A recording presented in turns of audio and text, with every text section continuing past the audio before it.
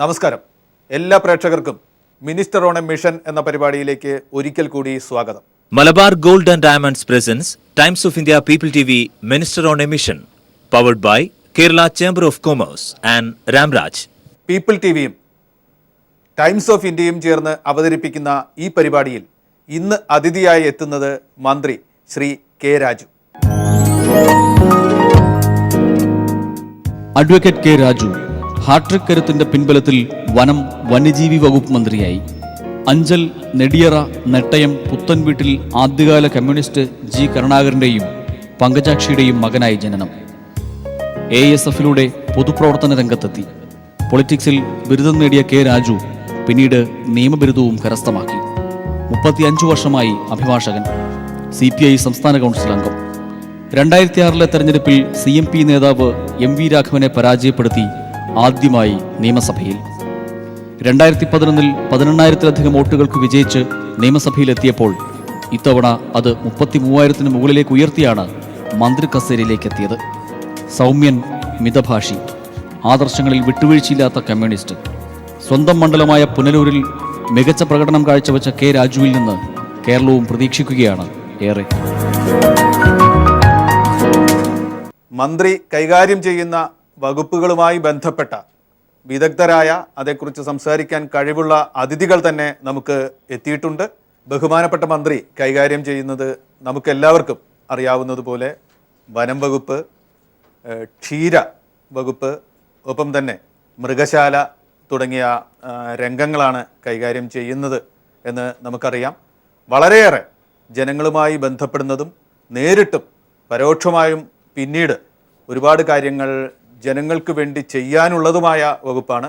ഒപ്പം തന്നെ വനം വകുപ്പ് എന്നൊക്കെ പറഞ്ഞാൽ പലപ്പോഴും അത് പല മന്ത്രിമാർക്കും കാട്ടുകള്ളൻ എന്നൊക്കെ പേര് കേൾപ്പിച്ച വകുപ്പ് കൂടിയാണ്. അങ്ങനെയൊക്കെയുള്ള തീക്ഷ്ണമായ വകുപ്പുകൾ കൂടിയാണ് മന്ത്രി കൈകാര്യം ചെയ്യുന്നത്. ഇതേക്കുറിച്ചുള്ള ഒരു സമഗ്രമായ ചർച്ച ഇവിടെ നടക്കണം എന്നാണ് ഞങ്ങൾ ഉദ്ദേശിക്കുന്നത്. മന്ത്രിയുടെ ദൗത്യം പൂർണ്ണമായും അവതരിപ്പിക്കപ്പെടണം. മന്ത്രി സ്വന്തം ദൗത്യത്തെക്കുറിച്ചുള്ള സങ്കല്പങ്ങൾ ഒന്ന് അവതരിപ്പിക്കും. നമസ്കാരം. ഇവിടെ വിവിധ മേഖലകളിലെ വളരെ പ്രഗത്ഭരായിട്ടുള്ള ആളുകളാണ് എത്തിയിരിക്കുന്നത്. ഒരു മന്ത്രി എന്നുള്ള നിലയിൽ തുടക്കക്കാരനാണ്. എന്നാൽ ഞാൻ കൈകാര്യം ചെയ്യുന്ന വകുപ്പുകൾ വനം വകുപ്പാണ് അതിലെ മുഖ്യമെന്ന് ഞാൻ കരുതുന്നു. വനം എൻ്റെ നിയോജകമണ്ഡലത്തിൽ ഒരു 3 പഞ്ചായത്തുകൾ വനമേഖലയുമായി ബന്ധപ്പെട്ട അതിർത്തി പങ്കുവെക്കുന്ന വകുപ്പ് കൂടിയാണ്. അതുകൊണ്ട് വനവുമായി ബന്ധപ്പെട്ടും അവിടെ ഉണ്ടാകുന്ന പ്രശ്നങ്ങളെ സംബന്ധിച്ചുമൊക്കെ മന്ത്രിയാകുന്നതിന് മുമ്പ് തന്നെ പരിചയമുണ്ട്. അപ്പോൾ സ്വാഭാവികമായിട്ടും വനവുമായി ബന്ധപ്പെട്ട് നമ്മുടെ പ്രകൃതിയുടെ സംരക്ഷണം, ജീവൻ്റെ നിലനിൽപ്പ്, ഇതൊക്കെ ബന്ധപ്പെടുത്തിക്കൊണ്ട് വനം സംരക്ഷിക്കപ്പെടണം. അത് നമ്മുടെ രാജ്യത്തിൻ്റെ ഏറ്റവും പ്രധാനപ്പെട്ട സമ്പത്താണ്. ആ നിലയിൽ വനത്തിന് പൂർണ്ണമായിട്ടുള്ള സംരക്ഷണം നൽകുന്നതും ആയിരിക്കണം ഈ വനവുമായി ബന്ധപ്പെട്ടുള്ള ഒരു സമീപനം എന്നാണ് ഞാൻ ഉറച്ച് വിശ്വസിക്കുന്നത്. അതുകൊണ്ട് തന്നെ വനത്തിൽ ഇവിടെ ഇപ്പോൾ പറഞ്ഞതുപോലെ മുമ്പ് കൈകാര്യം ചെയ്യുന്ന പലരും കാട്ടുകള്ളന്മാരെന്നുള്ള പേര് കേൾക്കേണ്ടിയൊക്കെ വന്നു എന്ന് ഇവിടെ പരാമർശം ഉണ്ടായി. അതുമാത്രമല്ല, ചിലരുടെ സ്ഥാനവും പോയി. കോടതിയുടെയൊക്കെ പരാമർശം മൂലം പല മന്ത്രിമാരുടെയും സ്ഥാനവും പോയിട്ടുണ്ട് വനം വകുപ്പുമായി. അപ്പോൾ അത്രയും പ്രാധാന്യമുള്ളതും അത്രയും ജാഗ്രതയോടുകൂടി കൈകാര്യം ചെയ്യേണ്ട വകുപ്പാണ് എന്നുള്ള ഉറച്ച ഒരു ധാരണ എനിക്ക് ആ കാര്യത്തിൽ ഉണ്ട്.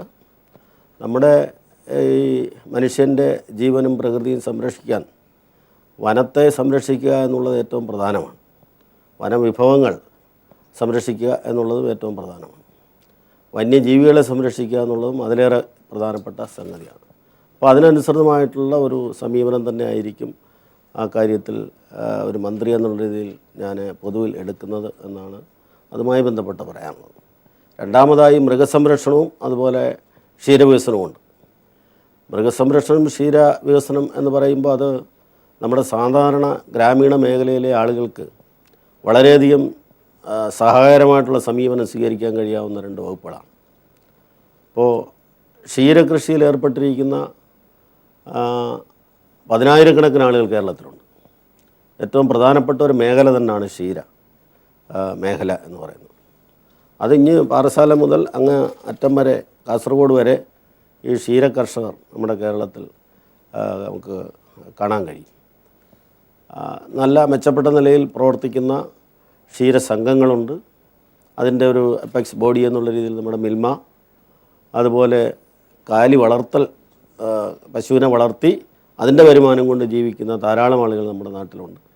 അപ്പോൾ അവർക്ക് ആ മേഖല മെച്ചപ്പെടുത്തിയാൽ, പുഷ്ടിപ്പെടുത്തിയാൽ യഥാർത്ഥത്തിൽ ഗ്രാമീണ സമ്പദ് ഉൽപ്പാദനത്തിൽ തന്നെ വർധനവാണ്. ഡയറക്റ്റായി നമുക്ക് എത്രയും പെട്ടെന്ന് പല കാര്യങ്ങളും ചെയ്യാൻ കഴിയുന്ന ഒരു മേഖലയായിട്ടാണ് ഞാൻ അതിനെ കാണുന്നത്. മൃഗസംരക്ഷണവും അങ്ങനെ തന്നെ. മൃഗസംരക്ഷണവും ക്ഷീരവികസനവും രണ്ടും വളരെ ബന്ധപ്പെട്ട് വരും.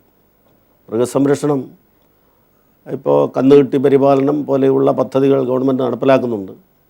അതെല്ലാം കുറേ കൂടെ ഫലപ്രദമായി നടപ്പിലാക്കുകയും കന്നുകാലി വളർത്തൽ ലാഭകരമായിട്ടുള്ള ഒരു തൊഴിലാണ് എന്ന് വരികയും ചെയ്യുക എങ്കിൽ മാത്രമേ കർഷകർ ആ മേഖലയിൽ ഉറച്ചു നിൽക്കൂ. അപ്പോൾ അതുകൊണ്ട്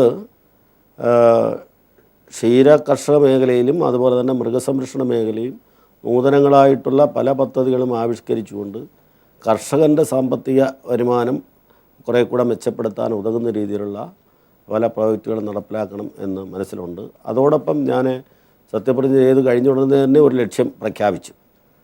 അത് മറ്റൊന്നുമല്ല, 2 വർഷം കൊണ്ട് കേരളത്തിൽ പാലിൻ്റെ കാര്യത്തിൽ സ്വയം പര്യാപ്തമാകണം. ഇപ്പോൾ 70%-ലധികം ഉൽപ്പാദനം ഉണ്ട്. കേരളത്തിലേക്ക് ആവശ്യമുള്ള പാലിൻ്റെ 70% ഉൽപ്പാദിപ്പിക്കുന്നുണ്ട്. അങ്ങനെയെങ്കിൽ ഒരു 30% കൂടെ സർക്കാർ ചെയ്യുന്ന പ്രോത്സാഹനത്തിൻ്റെയും കൂടെ ഫലമായി നമുക്ക് പാലിൻ്റെ കാര്യത്തിൽ സ്വയം പര്യാപ്തത നേടുന്നതിന് വേണ്ടി 30% ഉൽപ്പാദനം 2 വർഷം കൂടെ നടത്താൻ കഴിയും എന്നുള്ള ആത്മവിശ്വാസമാണ് എനിക്കുള്ളത്. അതിനാവശ്യമായിട്ടുള്ള എല്ലാ ഇടപെടലും നടത്താനാണ് ഞാൻ ഉദ്ദേശിക്കുന്നത്. പിന്നെ ഇവിടെ പറഞ്ഞ പോലെ സൂ ആണ്. സൂ യഥാർത്ഥത്തിൽ തിരുവനന്തപുരത്തും അതുപോലെ തന്നെ തൃശ്ശൂരും 2 കാഴ്ച ബംഗ്ലാവുകളാണ് യഥാർത്ഥത്തിൽ ഈ വകുപ്പിൻ്റെ കീഴിലുള്ളത്. അതിൽ തിരുവനന്തപുരം സൂവും ഞാൻ സന്ദർശിച്ചു. ഇന്നലെ തൃശ്ശൂർ സൂവും ഞാൻ സന്ദർശിച്ചു. തൃശ്ശൂർ കേവലം ഒരു 13.5 ഏക്കർ മാത്രമുള്ള ഒരു സ്ഥലമാണ്. തൃശ്ശൂർ പട്ടണത്തിനകത്താണ്, കോർപ്പറേഷൻ്റെ അതിർത്തിക്കുള്ളിൽ വരുന്ന ഒരു വളരെ ചെറിയ ഒരു ഇതാണ്. തിരുവനന്തപുരം അങ്ങനെ അല്ല. സത്യത്തിൽ എനിക്ക് തോന്നുന്നത് ഇന്ത്യയിലെ തന്നെ നല്ല സൂകളിൽ ഒന്നാണ് തിരുവനന്തപുരത്തെ സൂ. 33 ഏക്കറോ മറ്റോ അതിന് വിസ്തൃതിയുണ്ട്. അപ്പോൾ അത് തന്നെയും സഫിഷ്യൻ്റ് അല്ല. പക്ഷേ തിരുവനന്തപുരം സൂ ഇനി അതിൻ്റെ ഭൂമി ഇനി കൂടുതൽ സമീപത്ത് എടുത്ത് ഇത് വിസ്തൃതി വർദ്ധിപ്പിക്കാനൊക്കാത്ത സ്ഥിതിയാണുള്ളത്. കാരണം എല്ലാ സ്ഥലത്തും ഇപ്പോൾ ഓക്കുപൈ ചെയ്തിരിക്കുകയാണ്. അതിനപ്പുറത്ത് ഭൂമി ഏറ്റെടുക്കാൻ കഴിയാത്ത സ്ഥിതിയിൽ അവിടെ എല്ലാം കെട്ടിടങ്ങളും കാര്യങ്ങളും എല്ലാം വന്നുപോയി. അതാണ് തിരുവനന്തപുരം. എങ്കിലും അവിടെ ഇല്ലാത്ത മൃഗങ്ങളെ മറ്റ് സ്റ്റേറ്റുകളിൽ നിന്നോ മറ്റ് രാജ്യത്തു നിന്നോ കൊണ്ടുവരുന്നതിനുള്ള പരിശ്രമം ആണ് ഞാൻ ഇപ്പോൾ ഉദ്യോഗസ്ഥന്മാരുടെ യോഗം വിളിച്ചു കൂട്ടിയിരുന്നു. വകുപ്പ് സെക്രട്ടറി അടക്കമുള്ളവരെ വിളിച്ചു കൂട്ടിക്കൊണ്ട് അതിനുള്ള പരിശ്രമം. അതിൻ്റെ ഭാഗമായി 8 പുതിയ ഇവിടെ ഇല്ലാത്ത, ഇപ്പം നിലവിൽ ഇല്ലാത്ത മൃഗങ്ങളെ കൊണ്ടുവരുന്നതിന് വേണ്ടിയിട്ടുള്ള തീരുമാനം എടുത്തിട്ടുണ്ട്. അതിൻ്റെ നടപടിയിലേക്ക് പോകാൻ ആവശ്യമുള്ള നിർദ്ദേശവും നടത്തിയിട്ടുണ്ട്. അതുപോലെ തൃശ്ശൂർ ഈ 13 ഏക്കറിൻ്റെ സ്ഥാനത്തുനിന്ന് മാറി തൃശ്ശൂർ കോർപ്പറേഷൻ വെളിയിൽ പുത്തൂർ എന്ന് പറയുന്ന തൊട്ടടുത്ത് 10 കിലോമീറ്റർ അകലെ വരും. അവിടെ വനഭൂമിയിൽ തന്നെ, വനം വകുപ്പ് കൂടെ എൻ്റെ കയ്യിലായതുകൊണ്ട് ആ വനഭൂമിയിൽ തന്നെ വനം വകുപ്പിൻ്റെ ചുമതലയിൽ, അല്ലെങ്കിൽ പെർമിഷൻ കിട്ടാനിടയില്ല, വനം വകുപ്പിൻ്റെ ചുമതലയിൽ ഇപ്പോഴുള്ള എക്കോസിസ്റ്റത്തിൽ നിന്ന് ഒരു തകരാറും വരാത്ത തരത്തിൽ ഉപയോഗിക്കാൻ കഴിയാവുന്ന 336 ഏക്കർ ഭൂമിയാണ് വനഭൂമി. ആ ഭൂമിയിലേക്ക് ഇത് മാറ്റിക്കൊണ്ട് വിപുലീകരിക്കാൻ ആവശ്യമായിട്ടുള്ള, അപ്പോൾ അത് വന്നു കഴിഞ്ഞാൽ ഒരു ദേശീയമായിട്ട് തന്നെ അല്ല, അന്തർദേശീയമായിട്ട് തന്നെ നല്ല നിലവാരത്തിലുള്ള ഒരു സൂ ആയിട്ട് മാറ്റാൻ കഴിയും. അതിനുവേണ്ടി 150 കോടി രൂപ ഇപ്രാവശ്യത്തെ ബഡ്ജറ്റിൽ ഈ നമ്മുടെ മാന്ദ്യവിരുദ്ധ പാക്കേജിൻ്റെ 2ാം പാക്കേജ് എന്നുള്ള രീതിയിൽ ഡോക്ടർ തോമസ് ഐസക് ധനകാര്യമന്ത്രി പ്രഖ്യാപിച്ചിട്ടുണ്ട്. അതിൽ തന്നെ 15 കോടി രൂപ അഡ്വാൻസായി ഇപ്പം തന്നെ ഈ വർഷം തന്നെ ചെലവഴിക്കാൻ വേണ്ടിയിട്ടുള്ള അനുവാദവും ഉണ്ട്. അപ്പോൾ അതുകൊണ്ട് അതിൻ്റെ നിർമ്മാണം എത്രയും പെട്ടെന്ന് എല്ലാ അനുമതികളും വാങ്ങിച്ചുകൊണ്ട് തുടങ്ങാനുള്ള തീവ്ര പരിശ്രമത്തിൻ്റെ ഭാഗമായിട്ടാണ് ഇന്നലെ ഞാൻ ആ സ്ഥലം സന്ദർശിച്ചത്. മന്ത്രി അദ്ദേഹത്തിൻ്റെ കാഴ്ചപ്പാട് അവതരിപ്പിച്ചിരിക്കുകയാണ്. വനം പൂർണ്ണമായും സംരക്ഷിക്കും. അതുപോലെ തന്നെ ക്ഷീര മേഖലയിൽ 2 വർഷത്തിനകം സ്വയം പര്യാപ്തി, തിരുവനന്തപുരം മൃഗശാല മൃഗസമ്പന്നമാക്കും, തൃശൂർ മൃഗശാല പരിസ്ഥിതി സൗഹാർദ്ദ കാഴ്ചപ്പാടോടുകൂടി വനഭൂമിയിലേക്ക് പറിച്ചു നടും. മന്ത്രി പ്രതിനിധാനം ചെയ്യുന്ന വകുപ്പുകളുടെ വിശദമായ ചർച്ചയിലേക്ക് കടക്കുകയാണ്. അതിഥികളിലേക്ക് ജെൻസർ. ആദ്യമായിട്ട് അഭിനന്ദനങ്ങൾ. മാത്രമല്ല തീർത്തും അനുഭവ സമ്പത്തുള്ള ഒരാളാണ് പുനലൂരിൻ്റെ പശ്ചാത്തലത്തിൽ നിന്ന്. എനിക്കൊന്ന് 2-3 കാര്യങ്ങളിലേക്ക് എനിക്ക് പോകാനുണ്ട്. അപ്പോൾ അതിൻ്റെ ആദ്യത്തെ ഒരു തലത്തിൽ എനിക്കൊന്ന് കേരളത്തിലൊരു വളരെ ശക്തമായിട്ടുള്ളൊരു പരിസ്ഥിതി കൂട്ടായ്മകളും സുഗതകുമാരി ടീച്ചർ ഉൾപ്പെടെയുള്ള വളരെ നല്ല ശക്തമായിട്ടുള്ള നേതൃത്വമുള്ളൊരു നാടാണ്. അപ്പോൾ അവിടെ തന്നെ നമുക്ക് എപ്പോഴും എനിക്ക് തോന്നുന്നു ഈ മന്ത്രിസഭയിൽ ഏറ്റവും കൂടുതൽ വൈകാരികമായിട്ട് അടുപ്പുണ്ടാകുന്നത് വനം മന്ത്രിയാണ്, നേരത്തെ ആങ്കർ സൂചിപ്പിച്ചതുപോലെ. കാരണം കേരളത്തിൻ്റെ വനത്തിന് എനിക്ക് തോന്നുന്നു നമ്മൾ ഈ മാറുന്ന ഒരു കാലഘട്ടത്തിൽ വനത്തിനെ ഒരു റവന്യൂ ജനറേഷനായിട്ട് കാണാതെ കേരളത്തിൻ്റെ സംരക്ഷണം ഉറപ്പാക്കുന്ന ഒരു മൊത്തം കേരളത്തിന് ആവശ്യമുള്ള വെള്ളവും വായുവും ഒക്കെ കിട്ടുന്ന ഒരു ആവാസ വ്യവസ്ഥ, കേരളമെന്ന വലിയൊരു സംസ്ഥാനത്തിൻ്റെ സംരക്ഷക ആവാസ വ്യവസ്ഥ എന്നുള്ള നിലയ്ക്ക് വനത്തിനെ മാറുമ്പോൾ ആ ഒരു കാഴ്ചപ്പാടിലേക്ക് നമ്മൾ ഒരുപാട് മാറേണ്ടതുണ്ട്. കാരണം എനിക്ക് തോന്നുന്നു ഇപ്പോഴും നമ്മുടെ അയൽ സംസ്ഥാനമായിട്ടുള്ള തമിഴ്നാടായിട്ട് താരതമ്യപ്പെടുത്തുകയാണെങ്കിൽ പോലും നമ്മുടെ ഫീൽഡ് ലെവൽ ഓഫീസേഴ്സിനുള്ള സപ്പോർട്ടാണെങ്കിലോ സൗകര്യങ്ങളാണെങ്കിലോ ഒക്കെ തന്നെ ഈ ബജറ്റിൻ്റെയൊക്കെ ചുരുങ്ങി വളരെ, കാരണം നമ്മൾ വനത്തിലേക്കുള്ള ഇൻവെസ്റ്റ്മെൻറ്റ് നോക്കുകയാണെങ്കിലും ഓവർ ദ ബജറ്റ്സ് കുറച്ച് മാത്രമേ വരുന്നുള്ളൂ. അപ്പോൾ അതിലേക്ക് എനിക്ക് തോന്നുന്നു എങ്ങനെയാണ് താങ്കളുടെ ഒരു മുന്നോട്ടുള്ളൊരു കാഴ്ചപ്പാട്, എങ്ങനെയാണ് ഈ വകുപ്പിന് പുറത്തു നിൽക്കുന്ന വലിയൊരു പൊതുസമൂഹം വനത്തിനോട് വൈകാരികമായി അടുപ്പുള്ളവരുണ്ട്, അവരെങ്ങനെയാണ് അങ്ങയുടെ അല്ലെങ്കിൽ അവരെങ്ങനെയാണ് അങ്ങയുടെ പ്രവർത്തകരാക്കാനുള്ള ഒരു സാധ്യതകൾ, അതിന് ചില ഔദ്യോഗികമായിട്ടുള്ള ചില ഇടപെടലുകൾക്ക് സാധ്യതയുണ്ട്? താങ്കളുടെ ചോദ്യത്തിൽ നിന്ന് തന്നെ താങ്കളുടെ ഉദ്ദേശം വളരെ വ്യക്തമാണ്. അതായത് എങ്ങനെയായിരിക്കണം എന്നുള്ളതിനെ സംബന്ധിച്ച്. അപ്പോൾ അതിനനുസരിച്ച് തന്നെയുള്ള ഒരു സമീപനമാണ് വനം വകുപ്പ് സ്വീകരിക്കാൻ ഉദ്ദേശിക്കുന്നത്. അതായത് നമ്മുടെ ശുദ്ധജലമായാലും അല്ലെങ്കിൽ ശുദ്ധവായുവായാലും അതെല്ലാം സംരക്ഷിക്കപ്പെടണമെങ്കിൽ വനം സംരക്ഷിക്കപ്പെടണമല്ലോ. അപ്പോൾ അതുകൊണ്ട് വനത്തിനകത്തെ വിഭവങ്ങൾ സംരക്ഷിക്കുക മാത്രമല്ല, വനത്തെ ആശ്രയിച്ച് കഴിയുന്ന നമ്മുടെ ഈ പൊതുസമൂഹത്തിനൂടെ നിലനിൽക്കാൻ കഴിയുന്ന രീതിയിലുള്ള ഈ ആവാസ വ്യവസ്ഥ നിലനിർത്തിക്കൊണ്ട് തന്നെ മുന്നോട്ട് പോകാൻ ആവശ്യമായിട്ടുള്ള സമീപനമായിരിക്കും സ്വീകരിക്കുന്നത്. അതിൻ്റെ ഭാഗമായിട്ട് ഇപ്പോൾ വനത്തിലെ നമ്മുടെ സസ്യവും മറ്റും ഒക്കെ സംരക്ഷിക്കുന്നതിന് ഈ പറഞ്ഞ രീതിയിൽ അതുപോലെ തന്നെ വന്യജീവികളെ സംരക്ഷിക്കേണ്ടതുണ്ട്. അപ്പോൾ അതിനൊക്കെ വേണ്ടിയിട്ട് ഫീൽഡ് ലെവലിൽ, താഴത്തെ ലെവലിൽ, ഇപ്പോൾ വാച്ചർമാർ മുതൽ ബീറ്റ് ഫോറസ്റ്റ് ഗാർഡ്സ് അങ്ങനെയുള്ള ആ വിഭാഗം യഥാർത്ഥത്തിൽ അവർ വേണ്ടത്ര രീതിയിൽ അവർ എക്വിപ്ഡ് അല്ല എന്നുള്ളതാണ്. സാങ്കേതികമായിട്ടുള്ള ഉപകരണങ്ങൾ ഇന്നത്തെ വളർച്ചയ്ക്കനുസരിച്ചുള്ള ഉപകരണങ്ങൾ അവർക്ക് നൽകിയിട്ടില്ല. അതുപോലെ തന്നെ ആയുധങ്ങൾ അവർക്കില്ല. വനത്തിനകത്ത് ബീറ്റ് പോകുന്ന ഗാർഡ്സിന് അല്ലെങ്കിൽ വാച്ചർമാർക്ക് അവർക്ക് ഒരു 10-20-25 കിലോമീറ്റർ ആയിരിക്കും അവിടെ ഏറിയ വരുന്നത്. ഒന്ന് പോയി കഴിഞ്ഞാൽ, രാവിലെ പോയി കഴിഞ്ഞാൽ വൈകിട്ട് തിരിച്ചു വരുന്നതിനകത്ത് വെച്ച് ഇവർക്ക് ഒന്ന് വിശ്രമിക്കാനോ അല്ലെങ്കിൽ അതിനുള്ള ക്യാമ്പ് ഷെഡുകളോ കാര്യങ്ങളോ ഇല്ല. ഫോറസ്റ്റ് സ്റ്റേഷൻ എന്ന് പറയുന്നത് തന്നെ ഇപ്പോൾ സ്ഥാപിക്കപ്പെട്ട് തുടങ്ങുന്നതേ ഉള്ളൂ. അപ്പോൾ അതുകൊണ്ട് ഞങ്ങളൊരു പ്രോജക്റ്റ് ഇപ്പോൾ തയ്യാറാക്കുകയാണ്. ഈ ഫോറസ്റ്റ് സ്റ്റേഷനുകൾ പരമാവധി പണിയുക, അതോടൊപ്പം ക്യാമ്പ് ഷെഡുകൾ ഫോറസ്റ്റിനകത്ത്, അത് ഇവരെ ഉദ്ദേശിച്ച് തന്നെ, ഈ ഫീൽഡ് സ്റ്റാഫിനെ ഉദ്ദേശിച്ച് തന്നെ അവർക്ക് വന്ന് വിശ്രമിക്കാനും ഒരുപക്ഷെ രാത്രി തങ്ങാനും ഒക്കെ കഴിയും. അതോടൊപ്പം സെൻട്രൽ ഗവൺമെൻറ്റിൻ്റെ മിനിസ്റ്റർ ഇവിടെ ഇപ്പോൾ കഴിഞ്ഞ 2 ആഴ്ചയ്ക്ക് മുമ്പ് ഇവിടെ വന്നിരുന്നു, ജാവേദ്കർ. അദ്ദേഹം ഇപ്പോൾ വകുപ്പ് മാറി. പക്ഷേ അദ്ദേഹത്തെ കണ്ട് സംസാരിച്ചപ്പോൾ അദ്ദേഹം വളരെ പോസിറ്റീവായിട്ടുള്ളൊരു അപ്രോച്ചാണ് എടുത്തത്. നിങ്ങൾക്ക് ഈ സാങ്കേതിക വിദ്യ അനുസരിച്ച് ഇവരെല്ലാം എക്വിപ്പ് ചെയ്യുന്നതിന് ആവശ്യമായിട്ടുള്ള ഉപകരണങ്ങളെല്ലാം അത് വാങ്ങുന്നതിന് ആവശ്യമായിട്ടുള്ള ഫണ്ടടക്കം നമ്മൾ ചോദിച്ചിട്ടുണ്ട്. അത് തരാം എന്നാണ് പറഞ്ഞിരിക്കുന്നത്. ഇപ്പോൾ കേരളത്തെ സംബന്ധിച്ച് അങ്ങനെക്കറിയാമല്ലോ, വളരെ ചെറിയൊരു സംസ്ഥാനം, എന്നാൽ ജനസംഖ്യ 2-3 കോടിയോളമുണ്ട്.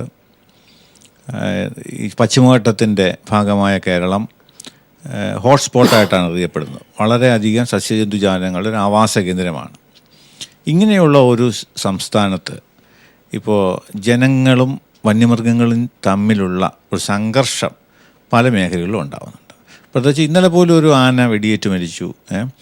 സംസ്ഥാനത്തിൻ്റെ പല ഭാഗങ്ങളിലും അത് സംഭവിക്കുന്നു, മനുഷ്യർക്ക് വന്യമൃഗങ്ങളും തമ്മിലുള്ളത്. അതുപോലെ തന്നെ ഒരു സമ്മർദ്ദമാണ് ഈ വനമേഖലയിലേക്ക് തോട്ടങ്ങൾ കയറി വരിക, വനഭൂമികൾ കയ്യേറുക, അത് തിരിച്ചു പിടിക്കാനുള്ള ശ്രമം, പിന്നെ വീണ്ടും വിട്ടുകൊടുക്കാനുള്ള പ്രശ്നം, നിയമക്കുരുക്കുകൾ, അപ്പോൾ സർക്കാരിന് നിയന്ത്രിക്കാൻ പറ്റാത്ത തരത്തിലുള്ളതും അതുപോലെ തന്നെ സ്വകാര്യ മേഖലയുടെ കടന്നുകയറ്റം, നിരവധി പ്രശ്നങ്ങൾ കൂടിക്കൊഴിഞ്ഞൊരു പ്രശ്നമാണ്. ഇതിനെ അങ്ങ് എങ്ങനെ കൈകാര്യം ചെയ്യുന്നു എന്നറിഞ്ഞാൽ കൊള്ളാം. അല്ല, മാൻ അനിമൽ കോൺഫ്ലിക്റ്റ് വളരെയധികം ഇപ്പോൾ വർദ്ധിച്ചിട്ടുണ്ട്. അതിന് പല കാരണങ്ങളുണ്ട്. ഒരു കാരണം, വനത്തിനകത്ത് നമ്മുടെ കേരളത്തിലെ വനങ്ങളിൽ വന്യജീവികളുടെ എണ്ണം വർദ്ധിച്ചിട്ടുണ്ടെന്നുള്ള ഒരു വസ്തുതയാണ്. ആനയടക്കം ഉള്ള വന്യജീവികളെ എടുത്ത് പരിശോധിച്ചാൽ അവയുടെ എണ്ണം വർദ്ധിച്ചിട്ടുണ്ട്. അതൊന്ന്. പക്ഷേ അതുകൊണ്ട് അല്ല ഈ പ്രശ്നങ്ങളുണ്ടാകുന്നത്. വനത്തിനകത്ത് ഈ ആനയടക്കമുള്ള വന്യജീവികൾക്ക് അവർക്കാവശ്യമായിട്ടുള്ള ആഹാരവും വെള്ളവും പഴയതുപോലെ ആ വനത്തിനുള്ളിൽ നിന്ന് തന്നെ അവയ്ക്ക് ഇന്ന് ലഭ്യമല്ല.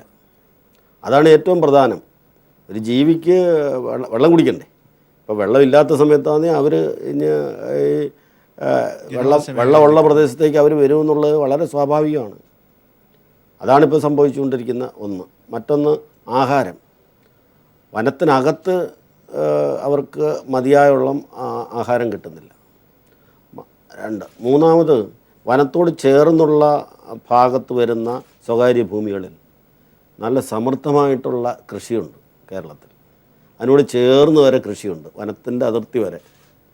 വേണമെങ്കിൽ അവർ ശാലം കൂടെ കയ്യേറുന്നില്ല എന്ന് വേണമെങ്കിലും പറയാം. ജെണ്ടകളില്ല എന്നുള്ളതാണ് ഇപ്പോൾ. ഞാനതിലേക്ക് വരാം. അപ്പോൾ അത് ഈ കൃഷി ഇടങ്ങളിൽ നിന്ന് കിട്ടുന്ന, ഇപ്പോൾ പല വൃക്ഷങ്ങളിൽ നിന്ന് കിട്ടുന്നതായാലും അതിൻ്റെ വിളയെല്ലാം നല്ല രുചിയുള്ള സാധനമാണ്. ഇത്രയും രുചിയുള്ള സാധനം വനത്തിനകത്തിപ്പോൾ കിട്ടുന്നില്ലല്ലോ. അപ്പോൾ അതുകൊണ്ട് ഇതൊരിക്കൽ വന്ന് കഴിച്ചാൽ, ആന വന്ന് ഒരു തെങ്ങിൻ്റെ മണ്ട അതെടുത്ത് കഴിച്ചാൽ എത്ര രുചിയുള്ള സാധനമായത്, കഴിച്ചു നോക്കിയാൽ അറിയാം. അപ്പോൾ അത് പിന്നീടും കിട്ടണം എന്നൊരാഗ്രഹം അത് ആനയ്ക്കും ഉണ്ട്. ആന തിരിച്ച് വരും, രണ്ടാമത് വീണ്ടും വരും. അതുപോലെ വാഴക്കൊല, അങ്ങനെയൊക്കെയുള്ള. അതുപോലെ കുരങ്ങന്മാർക്ക് വനത്തിനകത്ത് അവർക്ക് കിട്ടുന്ന സാധനങ്ങൾ ഇപ്പോൾ വളരെ കുറവ് ആഹാരങ്ങൾ. അവരതുകൊണ്ടെന്ന് വെച്ചാൽ ഈ കൃഷിയിടത്തേക്ക് ഇറങ്ങുകയാണ്, പന്നി ഇങ്ങോട്ട് ഇറങ്ങുകയാണ്, അങ്ങനെ വന്യമൃഗങ്ങൾ. അങ്ങനെ മാൻ ആനിമൽ കോൺഫ്ലിക്റ്റ് വളരെ വലുതാണ്. അതുമൂലം കൃഷിക്കാർക്ക് ഒരുപാട് നഷ്ടമുണ്ടാകുന്നു എന്നുള്ളത് ശരിയാണ്. പക്ഷേ ഇതാണ് ഇതിൻ്റെ സംഗതികൾ. അതിന് നമുക്കെന്താ പരിഹാരമെന്ന് ചോദിച്ചാൽ, വനത്തിനകത്ത് കൂടുതൽ ഇവർക്ക് ആഹാരം കിട്ടത്തക്ക രീതിയിലുള്ള എന്തെങ്കിലുമൊക്കെ സംവിധാനങ്ങൾ ഒരുക്കുക കൂടുതൽ.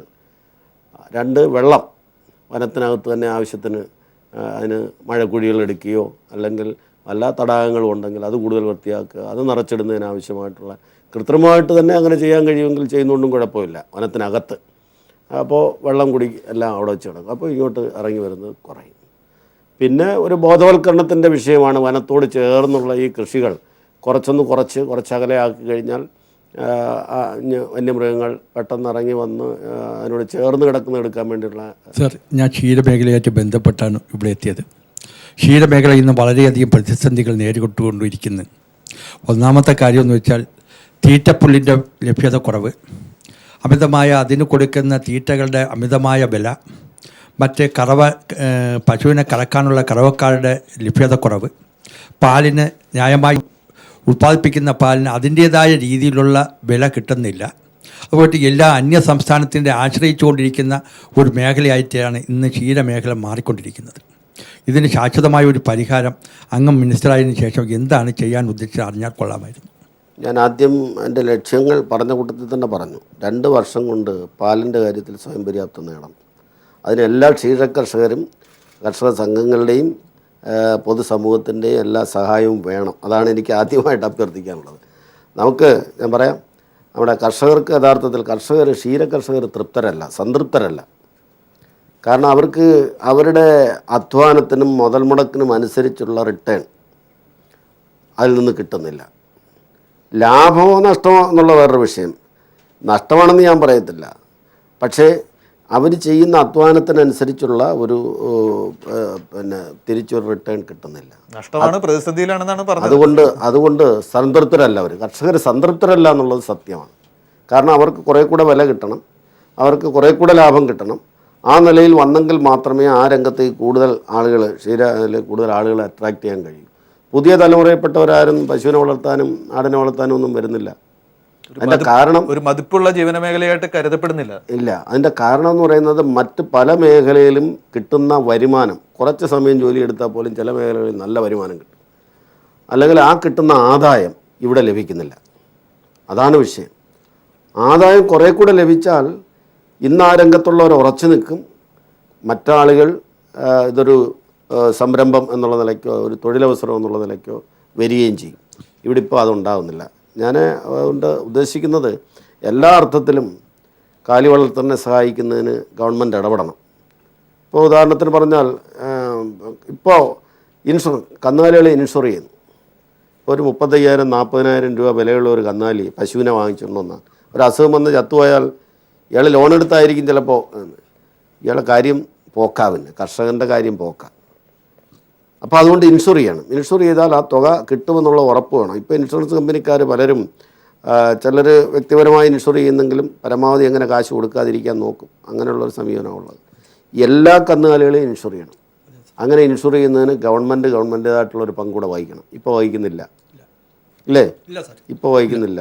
തദ്ദേശഭരണ സ്ഥാപനങ്ങൾ ഇപ്പോൾ പ്രോജക്റ്റ് ഉണ്ടായിക്കൊണ്ടിരിക്കുന്ന സമയമാണ്. അവരും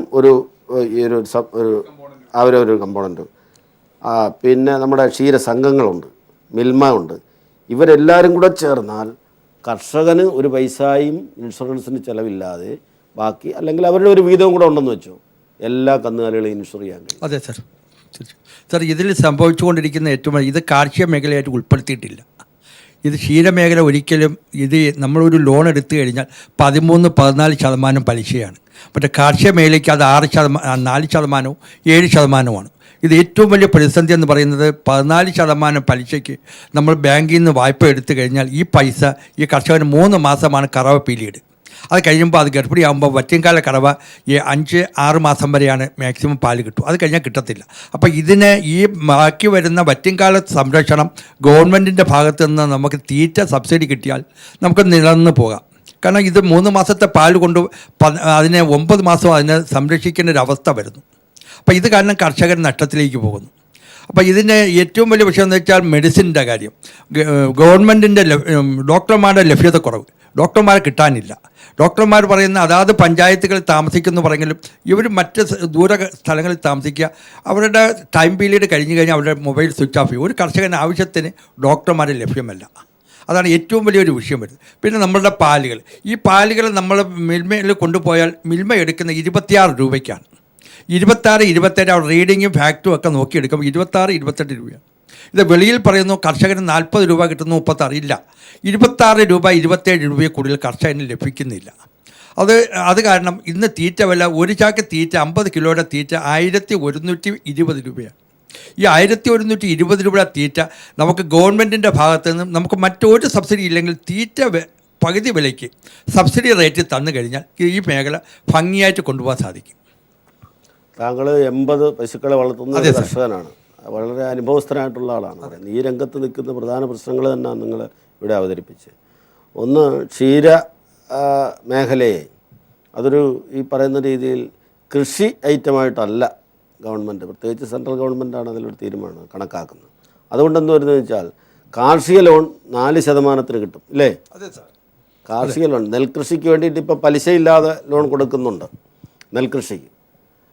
ബാക്കി കാർഷിക മേഖലയിലെ ലോൺ 4% കിട്ടും. പക്ഷേ പശുവിനെ വാങ്ങുന്നതിന് വേണ്ടി ലോൺ എടുത്താൽ, അല്ലെങ്കിൽ എരുത്തിൽ വേണ്ടി ഏതെങ്കിലും ബാങ്കിൽ ലോൺ എടുത്താൽ 13%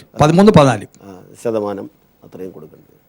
അപ്പോൾ അതിൽ യഥാർത്ഥത്തിൽ അതൊരു പോളിസി ഡിസിഷനായിട്ട് നമ്മുടെ സെൻട്രൽ ഗവൺമെൻറ്റും സ്റ്റേറ്റ് ഗവൺമെൻറ്റും ഒക്കെ കൂടെ ചേർന്ന് ആലോചിച്ച് ഇത് ഉൽപ്പാദന മേഖലയിലെ ഒരു കൃഷി അനുബന്ധ പ്രവർത്തനം എന്നുള്ള രീതിയിൽ തന്നെ കണ്ടുകൊണ്ട് ഈ പലിശ കുറച്ച് കർഷകന് കൊടുക്കണം. അത് വളരെ ന്യായമായ കാര്യമാണ്.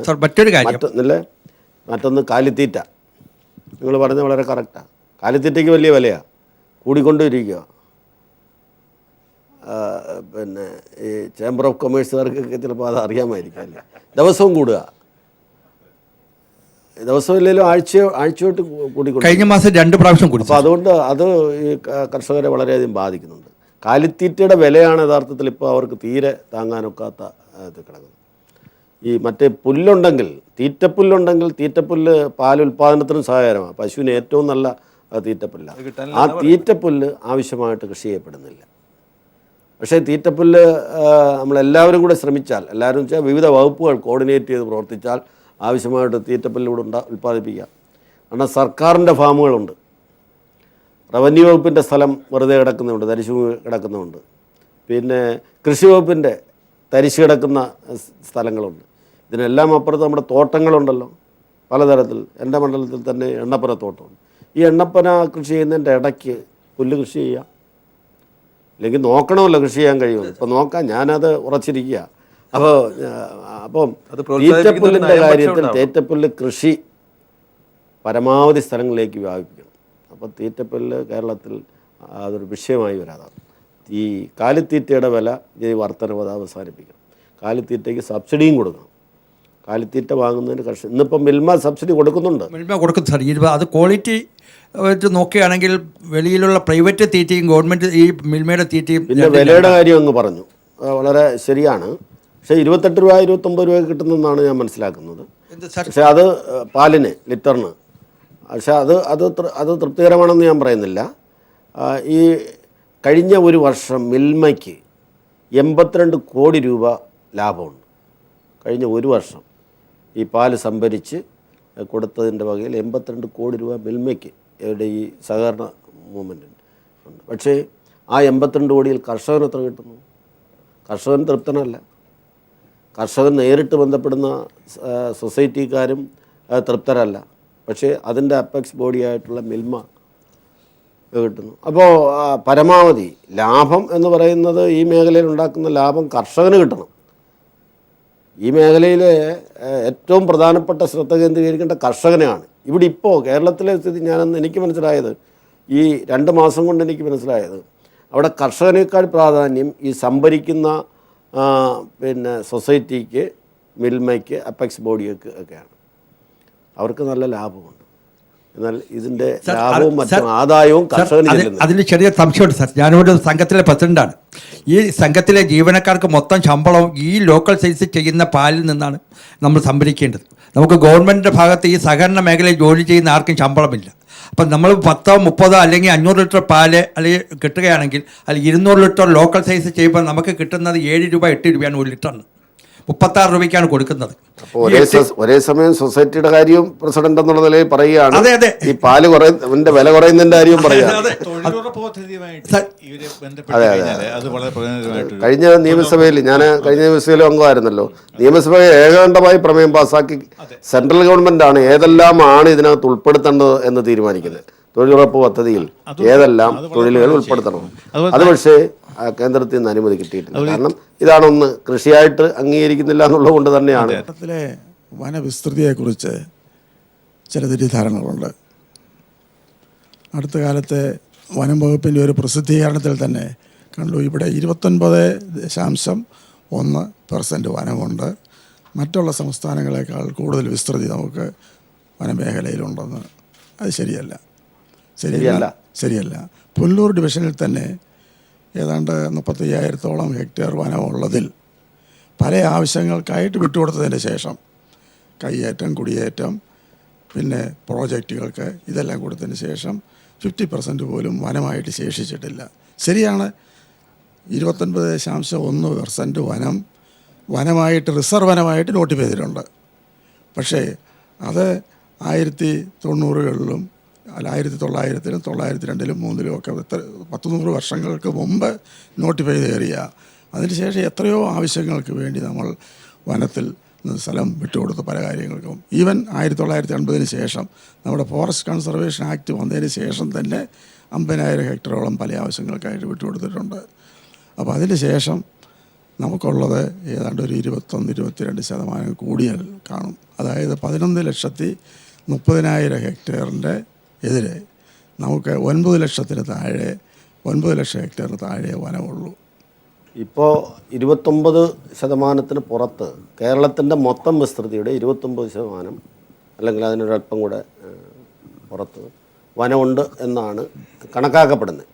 എല്ലാ രേഖകളിലും അതാണ് ഇപ്പോഴും കാണുന്നത്. മറ്റ് സംസ്ഥാനങ്ങളിലെ ഒരു ശരാശരി ആൾ ഇന്ത്യ അടിസ്ഥാനത്തിൽ ശരാശരി 21%. എന്നാൽ ഇവിടെ അതിനേക്കാൾ കൂടുതലുണ്ട് എന്നുള്ള കാര്യത്തിൽ സംശയമില്ല. ഈ 29-ൽ കുറവ് വന്ന് കാണാം ചിലപ്പോൾ, പക്ഷേ അതിന് വ്യക്തമായിട്ടുള്ള ഒരു രേഖകൾ ഇപ്പോൾ ഇല്ല. 29% നമുക്ക് വനമുണ്ട് എന്നുള്ളതാണ്. ഇപ്പോൾ നമ്മൾ ആ നിലയിലാണ് മുന്നോട്ട് പോകുന്നത്. ഏതായാലും അതുപോലെ തന്നെ വനത്തിൻ്റെ ഉള്ളിൻ്റെ കാര്യം പറഞ്ഞു. മറ്റ് സ്റ്റേറ്റുകളിൽ കാണുന്ന വനവും നമ്മുടെ വനവുമായിട്ട് എത്തിച്ചു നോക്കിയാൽ മറ്റ് സ്റ്റേറ്റുകളിൽ കാണുന്ന വനത്തേക്കാൾ തിക്ക് ഫോറസ്റ്റ് അല്ലെങ്കിൽ മരങ്ങളുള്ള പിന്നെ നല്ല വനങ്ങളാണ്, മറ്റ് ഇതിനേക്കാൾ നല്ല വനങ്ങളാണ് കൂടുതൽ കേരളത്തിലെ വനങ്ങളിലാണ്. അപ്പോൾ അതുകൊണ്ട് ഇനി പുതിയ എവിടെങ്കിലും ബാരൻ ആയിട്ട് കിടക്കുന്ന സ്ഥലമുണ്ടെങ്കിൽ മരം വെച്ച് പിടിപ്പിക്കണമെന്ന അർത്ഥത്തിലല്ല ഞാൻ പറയുന്നത്, വെച്ച് പിടിപ്പിക്കണം. എന്നാൽ പൊതുവിൽ നമ്മൾ നോക്കുമ്പോൾ ഉള്ളതിൽ മെച്ചപ്പെട്ട വനമാണ്. മറ്റൊന്ന്, ഇപ്പോൾ ഈ വനം കയ്യേറ്റം എന്നൊക്കെ പറയുന്നത് വളരെ കുറച്ചേ ഉള്ളൂ. വനം കയ്യേറ്റം അങ്ങനെ നടക്കുന്നില്ല. വനം കയ്യേറ്റം, വനം കൊള്ള അങ്ങനെ നടക്കുന്നില്ല. വനം കേസുകൾ തന്നെ വളരെ കുറവാണ്. എന്നാൽ മുമ്പ് വനമായിരുന്നത് പിന്നീട് കൃഷിക്ക് വേണ്ടി കൊടുത്ത തോട്ടങ്ങളുമൊക്കെ ആയി ബന്ധപ്പെട്ടുള്ള, നേരത്തെ അദ്ദേഹം പറഞ്ഞ അത്തരം വിഷയങ്ങൾ നിലനിൽപ്പുണ്ട്.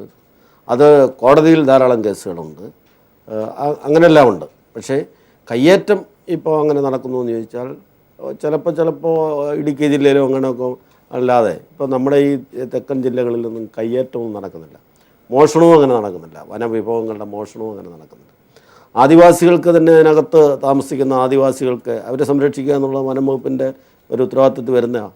അത് ട്രൈബൽ ഡിപ്പാർട്ട്മെൻറ്റ് മാത്രമായി ചെയ്യേണ്ട ഒരു കാര്യമല്ല. വനത്തിനകത്ത് താമസിക്കുന്ന ആദിവാസികൾ, അവരെ നല്ലതുപോലെ നമുക്ക് ഈ വനം സംരക്ഷണത്തിന് ഉപയോഗിക്കാവുന്നതാണ്. ആ നിലയിൽ ചിന്തിച്ചാൽ ഇപ്പോൾ തന്നെ 700ഓളം ആദിവാസികളെ വാച്ചർമാരായിട്ട് നിയമിച്ചിട്ടുണ്ട്. അവർക്ക് ഈ വനപാലകരെക്കാൾ കൂടുതൽ എവിടെയാണ് യഥാർത്ഥത്തിൽ വനം കൊള്ളക്കാർ വരാനുള്ള വഴി, അല്ലെങ്കിൽ മോട്ടിക്കൊണ്ട് പോകുന്നത് എവിടെയാണ്, അല്ലെങ്കിൽ ആന വരുന്നത് എവിടെയാണ്, ആനത്താര എവിടെയാണ്, ഇതെല്ലാം അറിയാവുന്നത് എവിടെയാണെന്ന് അറിയാവുന്ന ആദിവാസികൾക്കാണ്. അപ്പോൾ അവരുടെ ആ സേവനം നമുക്ക് ഉപയോഗിക്കാൻ കഴിയും. അത് നമ്മൾ ആലോചിക്കുകയാണ്. ഗവൺമെൻറ് ഇനിയും അവരുടെ സേവനങ്ങൾ പരിപൂർണമായി ആലോചിക്കുക. അവരുടെ റൈറ്റ്, ആദിവാസികൾക്ക് ഈ വനഭൂമികൾ റൈറ്റ് അനുവദിച്ചുകൊണ്ടുള്ള നിയമമുണ്ടല്ലോ, അതിൻ്റെ അടിസ്ഥാനത്തിൽ അവർക്ക് ആ വനത്തിൽ താമസിക്കാൻ, അവിടെ കൃഷി ചെയ്യാൻ, അവിടെ മരങ്ങൾ വെച്ചുപിടിപ്പിക്കാൻ, ആ മരങ്ങൾ അവരുടെ ആവശ്യത്തിന് വേണ്ടി വിൽപ്പന നടത്താനല്ല, ഒരു വീട് വെക്കണം ആദിവാസിക്ക് വേണമെങ്കിൽ, മുറിച്ച് അത് ഉപയോഗിക്കാൻ ഒക്കെ ഉള്ള ആ റൈറ്റ് അനുവദിച്ചു കൊടുക്കണം. പലപ്പോഴും വനം വകുപ്പ് സാറിൻ്റെ പഴയ റിട്ടയർ ചെയ്യുന്നതിന് മുമ്പുള്ള ആ വകുപ്പ് അത് ചെയ്യുന്നില്ല. ആദിവാസികൾ ഒരുപാട് ശത്രുക്കളെ പോലെ കണ്ടവരെ ആട്ടി ഓടിക്കുന്ന സമീപനം ഈ ഗവൺമെൻറ് അതിൻ്റെ ഭാഗത്തുനിന്നുണ്ടാകത്തില്ല എന്ന് മാത്രമല്ല അവരെ സംരക്ഷിക്കും. അതാണ് അതുമായി ബന്ധപ്പെട്ടുള്ള നയം. പിന്നെ ഇദ്ദേഹം പറഞ്ഞ കണക്ക് ഈ സാമൂഹിക വനവൽക്കരണത്തിൻ്റെ ഭാഗമായിട്ട് ഈ ഏതെല്ലാം തൈകൾ എവിടെ വെക്കണമെന്നുള്ള അതിനോട് പൂർണ്ണമായിട്ട് യോജിക്കുകയാണ്. ഓരോ പ്രദേശത്തിൻ്റെ പ്രത്യേകത അനുസരിച്ച് വേണം. വനത്തിനകത്ത് തന്നെ പ്ലാന്റേഷനുകൾ, യൂക്കാലി പ്ലാന്റേഷനും അൽക്കേഷ്യയൊക്കെ വെച്ചത് യഥാർത്ഥത്തിൽ പ്രകൃതിയെ ചൂഷണം ചെയ്യുന്നു എന്നാണ് ഇപ്പോൾ അതിനെ സംബന്ധിച്ച് പൊതുവായി പറയാനുള്ളത്. അതുകൊണ്ട് പരമാവധി അത് കുറച്ചുകൊണ്ടുവരാനാണ് ശ്രമം. പക്ഷേ ചില തടസ്സങ്ങൾ നമുക്കുണ്ട്. ഇപ്പോൾ യൂക്കാലി ചില കമ്പനികൾക്ക് കൊടുക്കാനുള്ള ബാധ്യത സർക്കാരിനുണ്ട്. ഇപ്പോൾ അതെ, അക്കേഷ്യയൊക്കെ. കാരണം നമ്മുടെ ന്യൂസ് പ്രിൻ്റ് ഇതുണ്ടല്ലോ, ഫാക്ടറി, ഹിന്ദുസ്ഥാൻ ന്യൂസ് പ്രിൻ്റ് കേന്ദ്ര സ്ഥാപനം തന്നെയാണ്, പൊതുമേഖലാ സ്ഥാപനമാണ്. 2000-ലും തൊഴിലാളികൾ പണിയെടുക്കുന്നതാണ്. അവർക്ക് അസംസ്കൃത സാധനങ്ങൾ 20 വർഷത്തേക്ക് ഇനിയും കൊടുക്കാനുള്ള കരാറ് ഗവൺമെൻറ് ഉണ്ടാക്കിയിട്ടുള്ള കരാറാണ്. ഇല്ലെങ്കിൽ അത് പൂട്ടേണ്ടി വരും. അതുപോലെ ചില സ്വകാര്യ കമ്പനികളുമുണ്ട്, അവർക്ക് ഇത് കൊടുക്കാമെന്ന് സംസ്ഥാന സർക്കാർ നേരത്തെ ഉണ്ടാക്കിയിട്ടുള്ള കരാറാണ്.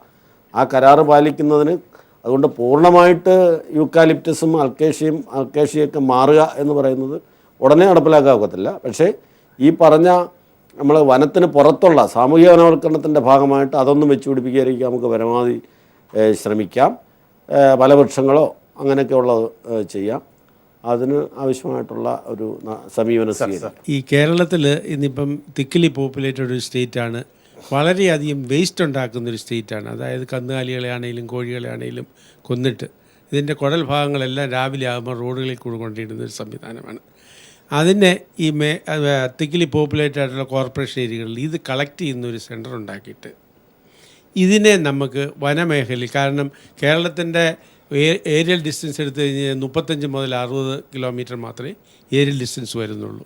ഇതിനൊരു കളക്ഷൻ സെൻറ്റർ ഉണ്ടാക്കിയിട്ട് ഈ നാട്ടുകാർക്ക് ശല്യം വരാതെ ഇതിനെ ക്ലീൻ ചെയ്തിട്ട് ഈ കാട്ടുമൃഗങ്ങൾക്ക് കൊണ്ട് കൊടുത്തു കഴിഞ്ഞാൽ അവർ സന്തോഷവരാകും.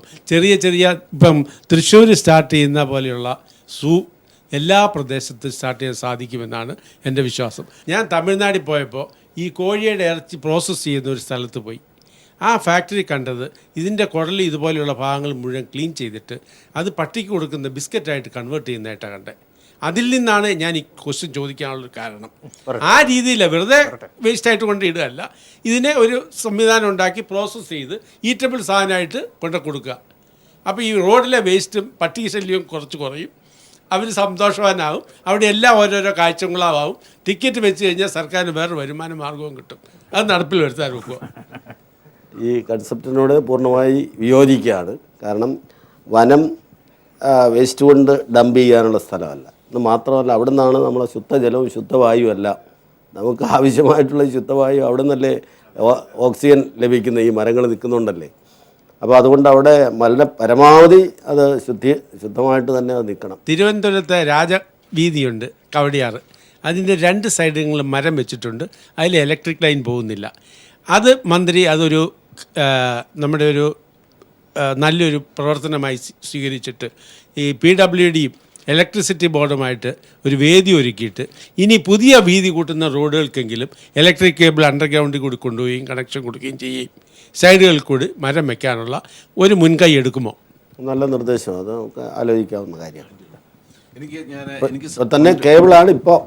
ഇതൊക്കെ നമ്മൾ നേരത്തെയാണ് ഈ വെളിയിലുള്ള ലൈൻ, ഇപ്പം കേബിളാക്കിയിട്ടുണ്ട്. ബന്ധപ്പെട്ട മന്ത്രിയോട് പറയാനുള്ളത് 1-2 സജഷൻസ് ആണ്. ഒന്ന്, ഞാനിങ്ങനെ യാത്ര ചെയ്യുമ്പോൾ ഒരുപാട് മൊട്ടക്കുന്നുകളെല്ലാം കാണുന്നുണ്ട്. ഈ മൊട്ടക്കുന്നുകളൊക്കെ ഇപ്പോൾ വെറുതെ കിടക്കുന്നു. ഇവയൊക്കെ നമ്മുടെ ഈ മതപ്രസ്ഥാനങ്ങളും അല്ലെങ്കിൽ രാഷ്ട്രീയ പാർട്ടികളോ സ്കൂളോ കോളേജസുകളോ അല്ലെങ്കിൽ കോർപ്പറേറ്റ് ബോഡീസോ ചേർന്നിട്ട് ഇതെല്ലാം ഒരു ആഫോറേഷൻ സ്കീമിൽ കൊണ്ടുവന്നു കഴിഞ്ഞാൽ ഇത് പ്രകൃതി സംരക്ഷണമാകും, അതുപോലെ ഒരു ഇക്കോ ടൂറിസം വളർത്താൻ ഇത് സാധിക്കുമെന്നാണ് എൻ്റെ ഒരു സജഷൻസ്.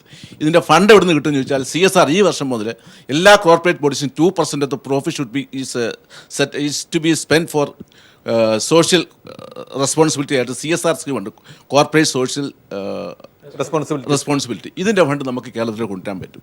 വേറെ സജഷൻ എനിക്ക് പറയാനുള്ളത്, ഈ ചങ്ങനാശ്ശേരി ആലപ്പുഴ റോഡ് അത് നല്ലൊരു കനാൽ സൈഡ് സ്ട്രെയിറ്റ് റോഡാണ്. ആ സൈഡിന് മറു സൈഡും ഇതുപോലെ പാടമാണ്.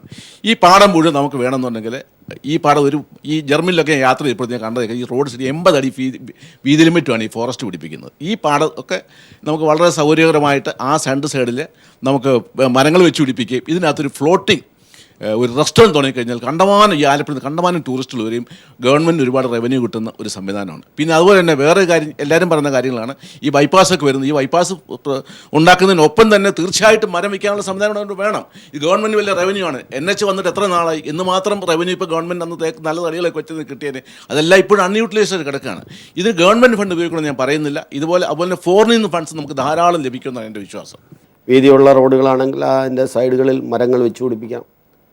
അത് പല നമ്മുടെ പ്രധാനപ്പെട്ട നാഷണൽ ഹൈവേയും അതുപോലെ തന്നെ സ്റ്റേറ്റ് ഹൈവേകൾ, ഡിസ്ട്രിക്ട് മേജർ റോഡുകൾ, അത്തരം റോഡുകളുടെ സൈഡുകളിൽ മരങ്ങൾ വെച്ച് പിടിപ്പിക്കാൻ അതിന് ഗവൺമെൻറ് തന്നെ മുൻകൈ എടുക്കുന്നതോടൊപ്പം തന്നെ സ്വകാര്യ സ്ഥാപനങ്ങൾക്ക് ചെയ്യാം.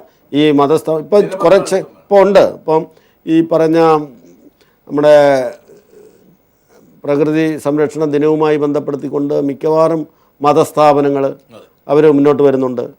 ഇത് വെച്ചുപിടിപ്പിക്കുന്നതിന് വേണ്ടിയിട്ട്, വൃക്ഷങ്ങൾ വെച്ചുപിടിപ്പിക്കുന്നതിന് വേണ്ടി. അത് അവരുടെ സ്ഥാപനത്തിനകത്തും അതുപോലെ തന്നെ പുറത്തും റോഡ് സൈഡിലും ഉണ്ട്. ലോഡിംഗ് തൊഴിലാളികളെ കൊണ്ട് ഈ റോഡിൻ്റെ സൈഡിൽ മരങ്ങൾ വെച്ചുപിടിപ്പിച്ചിട്ട് സംരക്ഷിക്കാനും ഉള്ള ഏർപ്പാട് ചെയ്തിട്ടുള്ള ഒരു സ്കീം ഇവിടെ സാമൂഹിക വനവൽക്കരണത്തിൻ്റെ ഭാഗമായിട്ട് ഇവിടെ ഇപ്പോൾ നടപ്പിലാക്കുന്നുണ്ട്. എൻ്റെ മരം പദ്ധതി അതും കൂടെ ഉൾപ്പെടുമെന്ന് തോന്നുന്നു. വിദ്യാർത്ഥികളോടൊപ്പം തന്നെ തൊഴിലാളികളെ കൊണ്ട് അങ്ങനൊരു സ്കീം ഉണ്ട്. പിന്നെ ഈ പറഞ്ഞ ചങ്ങനാശ്ശേരി ആലപ്പുഴ റോഡിൻ്റെ സൈഡിൽ അവിടെ റോഡിന് സൈഡ് വലുതായിട്ടില്ല കേട്ടോ. വയൽ നികത്താനൊക്കത്തില്ല ഇപ്പോൾ. അല്ല, വയൽ നികത്താതെ മരം വെച്ച് പിടിപ്പിക്കാൻ കഴിയുന്നിടത്തെല്ലാം നമുക്ക് വെച്ച് പിടിപ്പിക്കണം. അതാണ്. അപ്പം അതുകൊണ്ട് സാമൂഹിക വനവൽക്കരണത്തിന് വലിയ ഒരു മുൻഗണനയായിരിക്കും ഈ ഗവൺമെൻറ് നൽകുന്നത്.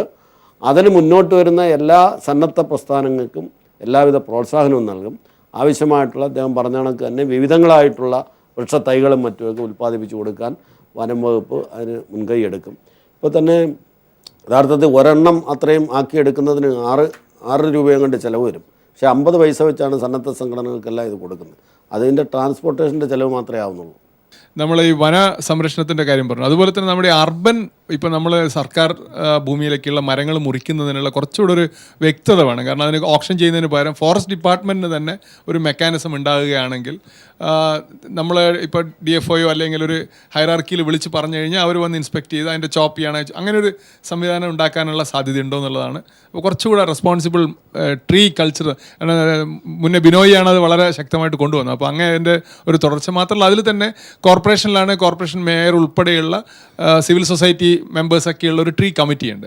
അതിനെ നമുക്ക് കേരളത്തിൽ അങ്ങോളം ഇങ്ങോളം ഒന്ന് വ്യാപിപ്പിക്കാൻ പറ്റുമോ എന്നുള്ള ഒരു ചോദ്യം കൂടി. അല്ലാതെ മരങ്ങൾ സംരക്ഷിക്കുന്നതുമായി ബന്ധപ്പെട്ട് അത്തരം കമ്മിറ്റികൾ വരുന്നത് നല്ലതാണ്. കാരണം ആവശ്യമില്ലാതെ നേരം മുറിച്ച് കളയത്തില്ല, അത് സംരക്ഷിക്കും.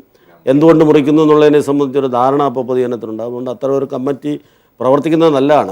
നമ്മുടെ കോർപ്പറേഷനിൽ അങ്ങനെ ഉണ്ടായിരുന്നു, പക്ഷേ ഇപ്പോൾ അത് വർക്കിങ്ങിലല്ലെന്നാണ് എൻ്റെ ഒരു ധാരണ. അപ്പോൾ അത് സജീവമാക്കുന്നതിനാവശ്യമായിട്ടുള്ള നിർദ്ദേശങ്ങൾ കൊടുക്കാം. എന്നാൽ അതിനകത്തൊരു വിഷയം, ഇപ്പോൾ ഒരു റോഡിൻ്റെ സൈഡിൽ നിൽക്കുന്ന ഒരു മരം, അല്ലെങ്കിൽ സ്കൂളിനോട് ചേർന്ന് നിൽക്കുന്ന ഒരു മരം പെട്ടെന്നത് കാറ്റത്ത് അത് വീഴും എന്നുള്ള നിലയിൽ നിൽക്കുന്നു, ഒരു ഡേഞ്ചർ, ഒരു ഇമ്മീഡിയറ്റ് ഡേഞ്ചർ ഉണ്ടാകാനുള്ള സാധ്യത ഉണ്ടെന്നുണ്ടെങ്കിൽ വനം വകുപ്പ് വന്നിട്ട് അതിൻ്റെ വിലയെല്ലാം നിശ്ചയിച്ച് പിന്നെ ലേലം ചെയ്ത് പോകുക എന്ന് പറയുമ്പോൾ അതിന് ഡിലേ വരും. അപ്പോൾ അതുകൊണ്ട് യഥാർത്ഥത്തിൽ കളക്ടർ അതുപോലെ തന്നെ RDO അവർ മജിസ്ട്രേറ്റന്മാരാണല്ലോ, അവരുടെ ആ മജിസ്റ്റീരിയൽ പവർ ഉപയോഗിച്ച് അവർ വന്ന് ഇൻസ്പെക്റ്റ് ചെയ്യുക. ലോക്കൽ ബോഡീസ് അവർക്ക് ഒരു പ്രമേയം പാസ്സാക്കി കൊടുത്താൽ അല്ലെങ്കിൽ അറിയിച്ചാൽ അവർ ഇമ്മീഡിയറ്റായിട്ട് ഇത് വന്ന് ഇൻസ്പെക്റ്റ് ചെയ്യുക. ഇൻസ്പെക്റ്റ് ചെയ്യുമ്പോൾ ഇത് ഈ രീതിയിൽ ഏത് സമയത്തും വീഴാം, അതൊരു ഡേഞ്ചർ സിറ്റുവേഷനിലാണ് അത് നിൽക്കുന്നത്, അപകടം ഉണ്ടാകുന്നത് കണ്ടാൽ അവരുടെ എക്സിക്യൂട്ടീവ് മജിസ്റ്റീരിയൽ പവർ ഉപയോഗിച്ച് തന്നെ അവർക്ക് മുറിച്ച് മാറ്റാനുള്ള അനുമതി കൊടുക്കുക. അത് മുറിച്ചതിന് ശേഷം പിന്നെ വന്ന് സോഷ്യൽ ഫോറസ്റ്റുകാർ വിലയിട്ടാൽ മതി. അപ്പോൾ അങ്ങനെ വിലയിടുന്നതിന് ഇപ്പോൾ ഒരുപാട് താമസം വരുന്നു എന്നൊക്കെയാണ് പറയുന്നത്. അത് ഒഴിവാക്കുന്നതിനാവശ്യമായിട്ടുള്ള നിർദ്ദേശങ്ങൾ കൊടുക്കാമെന്നാണ് എനിക്ക് തോന്നുന്നത്. അത് ചെയ്യാം, ഇത്രയും പെട്ടെന്ന് വിലയിട്ട് കൊടുക്കുന്നതിന്. അപ്പോൾ അങ്ങനെയും കൂടെ വേണ്ടി വരും. മരം പെട്ടെന്ന് വീഴും, ഒരു അപകടം ഉണ്ടാകുമെന്നുണ്ടെങ്കിൽ പിന്നെ ഫോറസ്റ്റ് വകുപ്പിൻ്റെ ഒരു ഇൻസ്പെക്ഷനെല്ലാം നടത്തിയിട്ട് വരുമ്പോഴത്തേക്ക് ചിലപ്പോൾ ജീവഹാനി വന്നെന്ന് വരും. അപ്പോൾ ഈ രണ്ട് സിറ്റുവേഷൻ കൂടെ സംയോജിപ്പിച്ച് നമുക്ക് എങ്ങനെ നോക്കാവുന്നതാണ്. Scientist Indian Council of Agriculture Research മിനിസ്റ്ററോട് ചോദ്യം ചോദിക്കണം ആവശ്യപ്പെട്ട് ചെന്തുരുണ്ടി എന്ന് പറഞ്ഞ മരമുണ്ട്, ചെന്തുരുണിയോ, അതിന് ഈ കളത്തുപ്പുഴ വളരെ കുറച്ചേ ഉള്ളൂ, വളരെ ഉയരത്തിലുള്ള ട്രീയാണ്. അത് ഫോറസ്റ്റ് ഡിപ്പാർട്ട്മെൻറ്റിൻ്റെ ഒരു ലീഡർഷിപ്പ് എടുത്ത് ആ മരം ഒന്ന് പ്രചരിപ്പിക്കണമെന്ന് ഞാൻ മന്ത്രിയോട്. ചെന്തുരുണി എന്ന് പറയുന്ന ഒരു മരം എൻ്റെ മണ്ഡലത്തിലുള്ളതാണ് ഈ ചെന്തുരുണി എന്ന് വന്യജീവി സങ്കേതം തന്നെ ആ പേരിൽ ഇട്ടിട്ടുണ്ട്. പക്ഷേ ഈ മരത്തിന്റെ പേരിലാണ് പക്ഷേ ഞാൻ ആ മരം കണ്ടിട്ടില്ല. കാരണം ഇത് നമ്മുടെ വളരെ ഉള്ളിലോട്ട് പോകും. ഈ ചെന്തുരുണി നിൽക്കുന്ന ആ മരം നിൽക്കുന്നിടത്ത് പോകാൻ ഞാനിപ്പോൾ അത് പോകാൻ ഞാൻ ഉദ്ദേശിക്കുന്നുണ്ട്. അപ്പോൾ ചെന്തുരുണി ഒന്ന് കാണണം. ഈ പറഞ്ഞ രീതിയിൽ ആ മരം ഒരുപാട് ഉയരത്തിൽ പോകുന്ന മരമാണ്. പക്ഷേ ഇത് നമ്മുടെ മറ്റെങ്ങും ഇല്ല ഇപ്പോൾ കേരളത്തിൽ. അതെ, ആ പ്രദേശത്ത് മാത്രമേ ഉള്ളൂ ആ മരം. അതുകൊണ്ടാണ് ഒരു മരത്തിന്റെ പേരിൽ നമ്മൾ ഒരു സാങ്ച്വറി സ്റ്റാർട്ട് ചെയ്തത്. അല്ല, അത് ചെന്തുരുണി വന്യമൃഗ കേന്ദ്രമായിട്ട് അതിനെ അറിയപ്പെടുന്നത്. സാറേ, ഒരു ചോദ്യം കൂടെ. അല്ലാതെ മറ്റ് ഭാഗത്തില്ല അല്ലേ? ഇല്ല, ലോകത്ത് വേറെ എങ്ങുമില്ല, അവിടെ മാത്രമേ ഉള്ളൂ. ഇവിടെ മാത്രമേ ഉള്ളൂ. ബഹുമാനപ്പെട്ട മന്ത്രി വേസ്റ്റ് എന്ന് പറഞ്ഞു.